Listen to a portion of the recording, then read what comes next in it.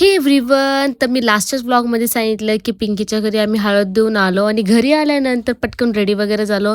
मम्मूला आणि कुकूला same dress घातले आणि मी पण इतकी छान रेडी झाले. नंतर तर विचारूच नका, सगळ्यांनी इतका माझा अवतार केला ना.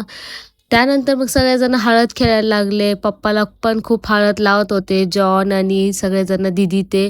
खूप हळद खेळलो आम्ही खूप जास्त. मग आशिषला सगळ्यांनी येऊन हळद वगैरे लावली. इकडे पण सगळेजण एकमेकांना हळद लावत होते आणि आशिषच्या फ्रेंड्सनी सगळ्या फ्रेंड्सनी आशिषला खूप हळद लावली आणि त्यांना देखील हळद लावली आणि खूप मस्ती केली त्यांनी खूप जास्त. स्तवनसोबत पण सगळेजण मग डान्स करायला आलं. इतका पाऊस येत होता लिटरली, पण आम्ही हार नाही मानली. आम्ही पावसात डान्स केला कारण आमची खूप दिवसापासून इच्छा होती की कोणाचं तरी लग्न निघावं.